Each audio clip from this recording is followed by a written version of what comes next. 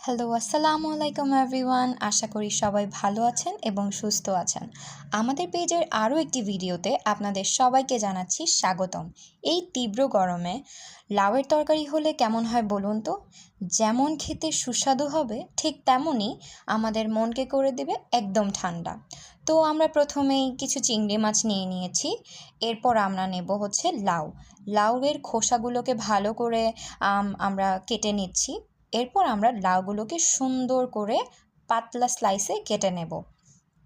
আমাদের লাউগুলো কাটা হয়ে গেলে আমরা কিছু আলুও অ্যাড করতে চাচ্ছি। আপনাদের যদি অ্যাড করতে না ইচ্ছা করে তাহলে আপনারা স্কিপ করতে পারেন।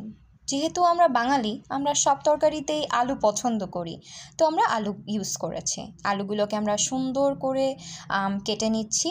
কেটে নেওয়ার পরে আমরা একটা হাঁড়িতে হচ্ছে কিছু কাঁচামরিচ টেলে নেব, তেল ছাড়া।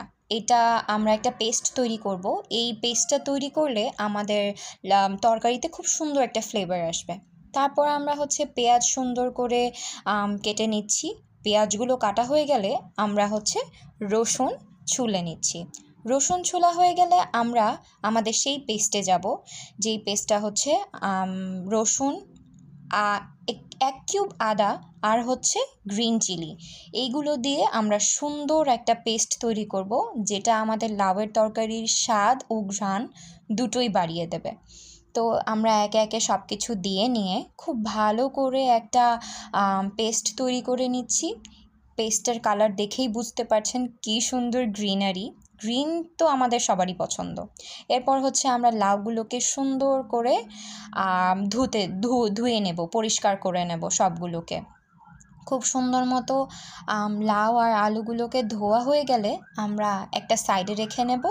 রেখে নেওয়ার পরে আমরা আমাদের বাকি ইনগ্রিডিয়েন্টসগুলোকে একত্র করব। তো দেখতেই পাচ্ছেন আমরা আমাদের লাউগুলোকে খুব সুন্দর করে ধুয়ে নিচ্ছি।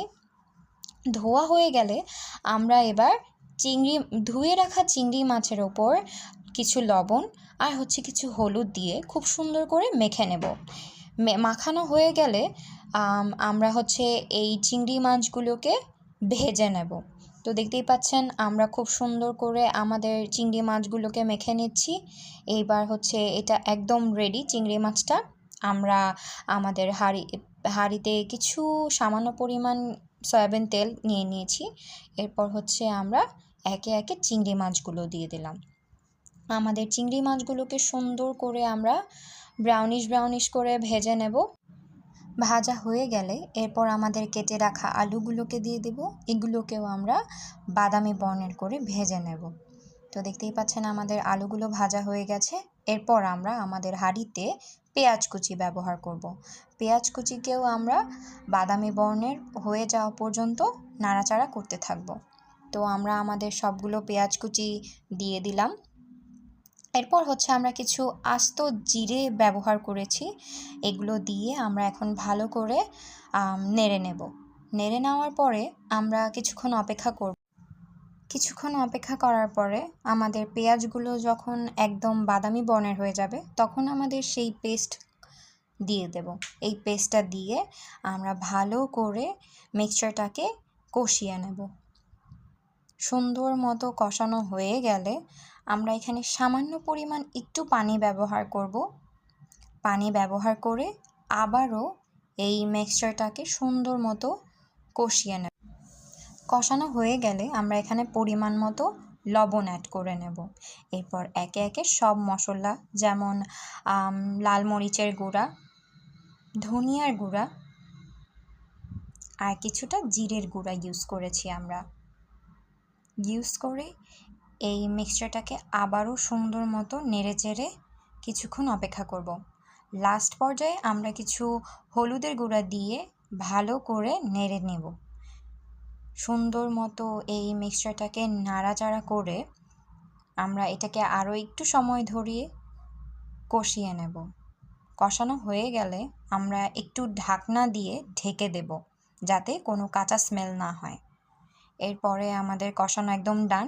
এরপর আমরা একে একে আমাদের আলু আর হচ্ছে চিংড়ি যে ভেজে রেখেছিলাম এটা আগে দিয়ে দিয়েছি। যেহেতু আলু সিদ্ধ হতে একটু কম সময় লাগে, তো আমরা প্রথমে আলু আর চিংড়ি মাছ দিয়ে এটাকে আবারও সুন্দর করে পানি দিয়ে আবার ঢাকনা দিয়ে ঢেকে দিয়েছি। আমাদের আলু আর চিংড়ি মাছ কষানো হয়ে গেলে এরপর আমরা আমাদের কেটে রাখা লাউগুলো দিয়ে দেব। আমরা সুন্দর মতো আমাদের লাউগুলো দিয়ে নিয়েছি। একে একে সব কেটে রাখা লাউ দিয়ে এরপর আমরা আবার সুন্দর করে নাড়াচাড়া করে এটাকে আরও একটু সময় ধরে কষিয়ে নেব।